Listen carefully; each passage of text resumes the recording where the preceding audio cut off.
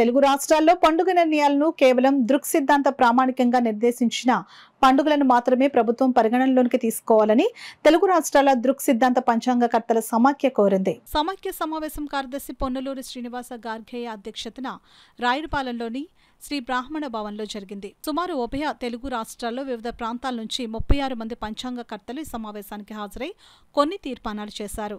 2025-2026 సంవత్సరాలకు సంబంధించిన పండుగ తేదీలను సమైక్య నిర్ణయించింది. సమావేశంలో గార్గేయ సిద్ధాంతి మాట్లాడుతూ పూర్వ పద్ధతి గణన ముమ్మాటికి తప్పేనని, దానివల్లనే ప్రజల్లో పండుగ నిర్ణయాల్లో అయోమయం నెలకొంటుందని ఆవేదన వ్యక్తం చేశారు. దీనికి ప్రభుత్వం దృగ్గణిత పంచాంగం ఆధారంగా పండుగలు నిర్ణయం చేసి ప్రజల్లో అపోహలు పోగొట్టాలని అన్నారు. సమైక్య నాయకుడు గొర్తి పట్టాభిశాస్త్రి, తెలంగాణ దృక్సిద్ధాంత పంచాంగకర్తల సంఘం అధ్యక్షుడు అవసరాల ప్రకాష్ శర్మ మాట్లాడారు.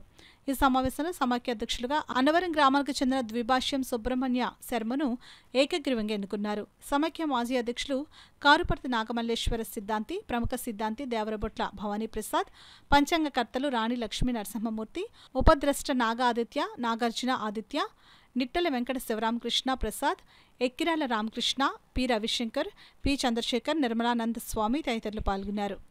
అది ఖచ్చితంగా సైంటిఫిక్ టవర్ క్లాక్. సూర్యుడు ఎన్ని గంటలకు మకర రాశిలోకి వెళ్ళిపోతాడు అనేది మేము చెప్పేదానికంటే అది చెబుతుంది.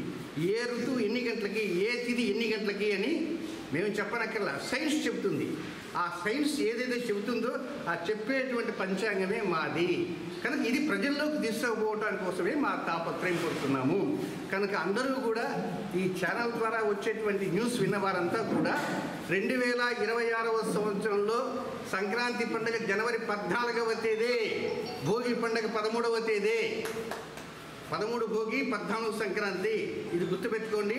కనుక ఎక్కడన్నా మీరు క్యాలెండర్ కొనాలన్నా దృక్పంచాంగంతో ఉండేది, దృగ్గణితంతో ఉండేది అనే క్యాలెండర్ మాత్రం కొనుక్కోండి. ఈ పూర్వగణిత పంచాంగాలు, దేవస్థాన పంచాంగాలను కొనుక్కొని దేవస్థాన పంచాంగం చూసి వాటి ముహూర్తాలు పెట్టుకొని విడాకులు మాత్రం తెచ్చుకోవద్దని నేను మనవి చేస్తున్నాను.